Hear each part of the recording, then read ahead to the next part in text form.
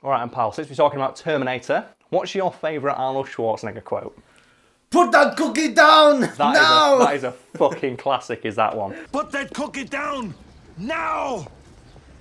I've got a better one though. Eraser, where Arnold Schwarzenegger shoots a crocodile in the face and says, "Your luggage." Your luggage. That's my favourite. Because it's from an obscure film that no one gives a shit about, and two, the line is so ridiculous. He just shoots a crocodile in the face. Your luggage. The eponymous killbots from the Terminator franchise are upon the most recognisable facets of pop culture, which means that, thanks to a slew of expanded universe content, we know virtually everything about them, including that originally they were powered by fucking candy bars. According to Terminator lore and Kyle Reese in the first Terminator movie, the Terminators themselves consist of a hyper-alloy endoskeleton covered with living tissue. This allows the Terminators to blend seamlessly into the fabric of society, presuming they only hang out with people who are 6'2" and built like brick shithouses.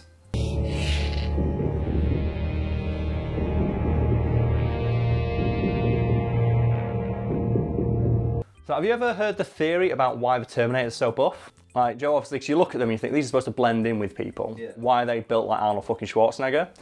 One theory is that obviously the skeletons are so massive they need like all that flesh to cover them to hide the stuff underneath. Another one is that it's a deliberate intimidation tactic, because obviously they're fighting rebels in the future. The idea is that they'll be intimidated, like all these ragtag rebels who are like half starved, to see this hulking ubermensch just stroll in, like with Arnold Schwarzenegger. And that's the idea of why they're so big. They're built to blend in with people, but the idea is that when they strip off, you can see, oh my god, Arnold Schwarzenegger's six-pack. Hey, I think this guy's a couple cans short of a six-pack. Additionally, it's also explained in Terminator Genisys that this living tissue can age, explaining why, in that movie, the Terminator has the body of a sagging 60-year-old man. However, what the film doesn't explain, and in fact no film in the Terminator franchise has explained, is how that flesh is kept alive. You see, in James Cameron's original treatment for the script for the Terminator, Kyle Reese explains to Sarah Connor that the Terminator has a rudimentary set of organs in its chest cavity about the size of a chicken's. Basically inferring that the Terminator's flesh is kept alive by a rudimentary set of organs similar in function to our own. This version of the script also included a brief scene in which the Terminator eats an entire Milky Way bar, wrapper and all, to demonstrate that it periodically needs to consume food, presumably to power these organs. When the time came to actually film the movie, these scenes were understandably cut, presumably because it would have been hard to take the Terminator seriously as a killing machine if there was also a scene in that movie of it slowly pushing a half-melted chocolate bar into its face.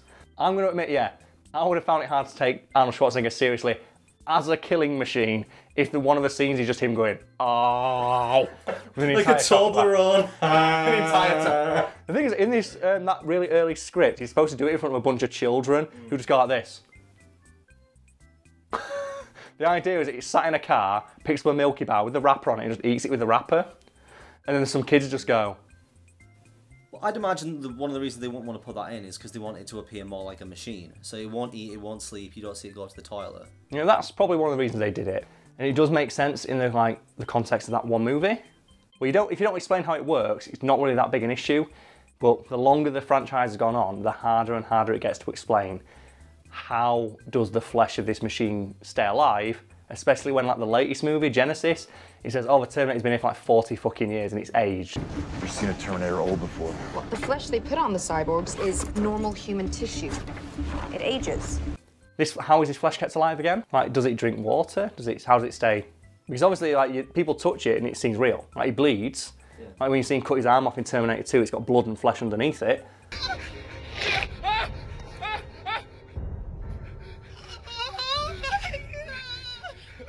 And then in Terminator Genisys, you see him, he gets his arm melted and the flesh melts off and says, oh, it'll take me a couple of years for it to grow back. My flesh will take years to regrow. So obviously it's alive enough to grow back. So how does that get powered? There's obviously a system that allows it to grow back properly as well. And it's never explained what that is. And obviously the longer the franchise goes on, the harder it is to not explain how this is done, because it just adds more questions. It makes you wonder as well, like, functions on the outside of its body that need to also be replicated for it to appear real. Does it grow hair? Can it, like, get an erection if it ever got into that situation? Yeah, because clearly it has a penis, because it walks into the bar naked.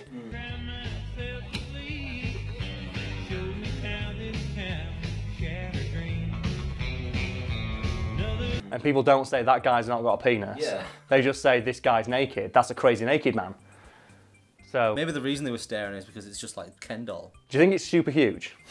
Do you think that's why everyone stares at the Terminator? Because he's walking around like, and the robots are like, well, let's have a look. What reference have we got for the size of a human penis? We've got about 80 terabytes of pornography here. It appears the average length of the human penis is about 13 inches.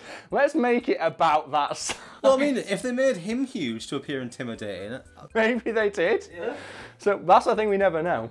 I've never even considered that. The fact that he is naked and he has definitely got a wang. He's got to have one because otherwise, like, people wouldn't say that's a crazy naked man. The guy doesn't say, why haven't you got a penis? He just says, we've got a crazy man out here, let's stab him to death. Which again is another hilarious scene in movie history. What were those guys thinking? What was their plan? Fuck you, asshole. What is their plan? It's like, one, you either get caught stabbing a naked guy to death, or two, you get beaten to death by a naked guy.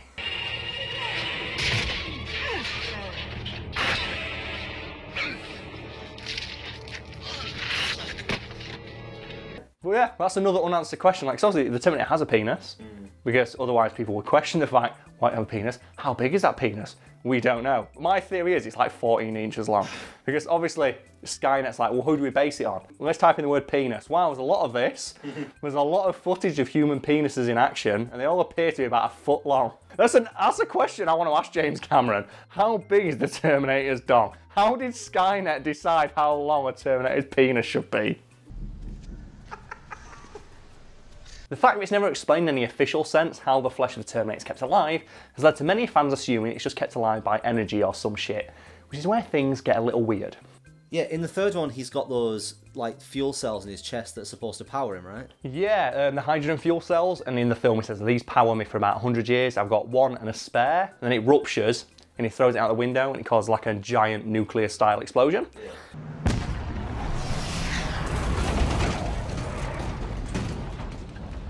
Ruptured. The fuel cells become unstable. Yeah, a lot of fans have assumed after that scene that they somehow also keep the flesh alive, but the inclusion of that scene creates another massive plot hole. It's got 2 nuclear bombs in its chest, and it shows that the Terminator understands that it can use it as a weapon, or it can at the very least, because how does it kill the female Terminator? He self-destructs, doesn't he? Yeah, because he understands that it can be used as a weapon. And he still, as well, he takes the second one out and he's still got enough power, after taking both of them out, to put it into the Terminator's mouth and detonate himself.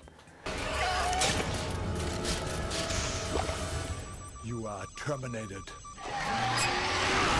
So it brought this massive plot hole of like, well, why in the first movie, when the Terminator that's chasing Sarah Connor throughout the factory knows it's going to die, why doesn't he just pull out the bomb in its chest? Or why didn't it explode and it was crushed by the machine? Yeah. Also, he has 2 of them. Yeah, so... You could technically get one out, try and blow her up, and if it doesn't work, he's got enough power. Well, you said, like Joe the rave scene when it walks in and just shoots everybody in the club.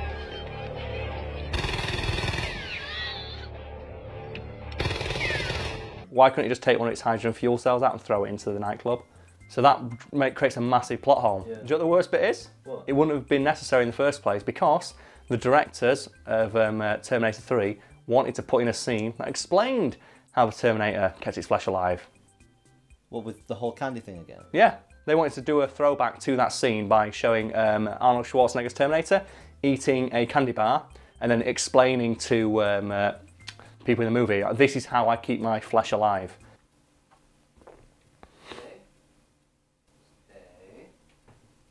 He's putting the dog out. Sit. He's a cute dog though, get that. Apparently the writers for Terminator 3 wanted to bring back James Cameron's original idea of Terminators possessing a rudimentary set of organs that periodically needed to be powered by food which kept their flesh alive, by including a scene in which the Terminator ate an Austrian chocolate wafer, wrapper and all, both as a nod to that original direction in the script and Arnold Schwarzenegger's homeland. When news of this scene potentially being included in the movie reached fans, their reaction was about what you'd expect, by which I mean they went apeshit and accused the movie of trying to ruin the Terminator's image with shitty product placement. None of these fans bothered to do any research, because if they had, they would have realised that no money had changed hands and that Arnold Schwarzenegger was doing the scene for free as a favour to the company, Mannerschnitten, because he was a fan of their products. After hundreds of complaints from fans, the scene was cut wholesale from the movie. However, Mannerschnitten still got a brief cameo in the movie. Where were Mannerschnitten in the movie? Do you know the scene where the Terminator's grabbing all the shit off the shelves in the gas station? Yeah. One of the items he grabs is a Mannerschnitten chocolate wafer. Which is nice, but he doesn't eat it with the wrapper on, which is what I wanted to see. Just shove it into his cake hole. That would have been fucking amazing, but no, not in the movie, unfortunately. So the fuel cell thing, I'm assuming, is a replacement for the whole candy thing. Yeah, instead of the Terminator having like a rudimentary set of organs that it periodically needs to power with food, they decided like, we're just going to put in this explanation that it's got this weird future power source that lasts for hundreds of years. That's also a bomb. Yeah, that's also a bomb that explodes, and that creates, in itself, another massive plot hole in the movie.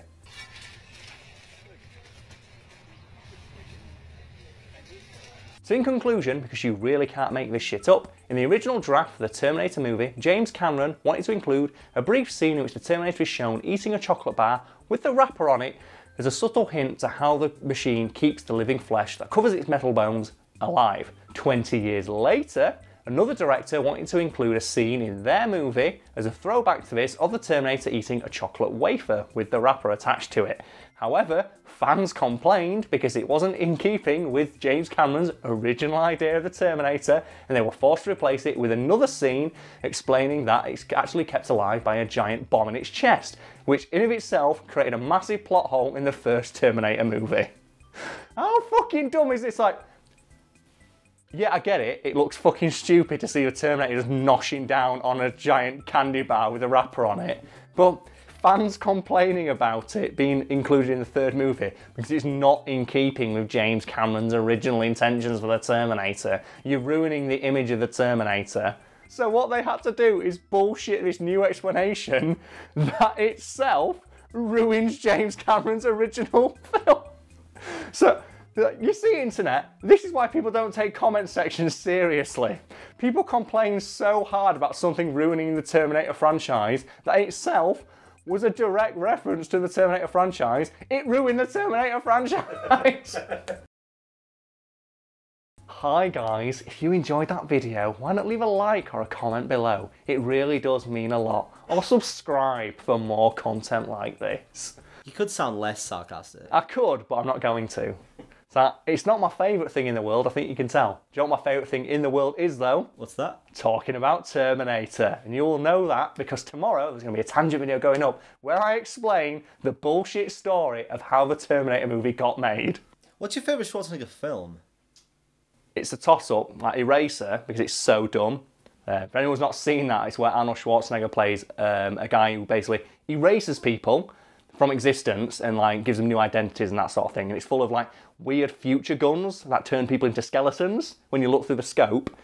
And there's a scene at the end of it where he's just got two of these guns and he's just firing them into a factory full of people.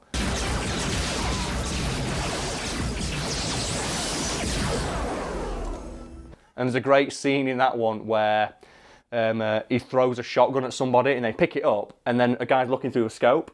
Because the scope only sees skeletons, he just sees this skeleton holding a shotgun and he thinks it's Arnold Schwarzenegger and just blows him away.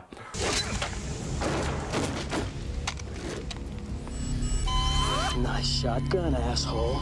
No! Obviously, as well, Last Action Hero. Oh, yeah. We can't not mention Last Action Hero. Commando's another good one, just because for some reason he's supposed to be American. Do you know what his name is in that as well? He must have the most badass action hero name of all time. John Matrix. John fucking Matrix. Now that is a name for a man. Obviously, I'm a big fan of the classics. Terminator, Predator, all those. Like, they're not even like in the top. Like, you can't not mention those. And then obviously like all these good ones like Conan and stuff. Obviously, Batman and Robin. You can't forget Batman and Robin. That's got, to be honest, that's got the best Schwarzenegger. I think that has got the best quotes. It's like, what killed the dinosaurs? The Ice Age. 3 eyes to see. Oh man, apparently you fucking love that movie because he just hammering it, just chewing that scenery. It's weird how he is somebody who actually ends up playing like soccer dads in films. I always found it strange that like he plays like, oh, here is average American firefighter John Matrix or something like that. No, what's the one? Is it Collateral? It's not. It's Commandos where he's John Matrix. I'm on about Jingle All the Way, where he's obviously playing the kid's dad. Do you know what my favourite part about that movie is? Jingle All the Way. This my favourite thing in that entire movie is where he walks into that store and it's Arnold Schwarzenegger. It's like, Even if it's like, you look at him, he's like, oh, he's just a guy. But then you realise he's like 6'2", and he's got arms the size of Texas. And he walks in, he says, look, I'm looking for the Turbo Man action figure. Can you help me? 1, he's a customer asking a genuine question of a member of staff. And 2, he's like 3 times your fucking size. And what do the people in that store do? They laugh in his face.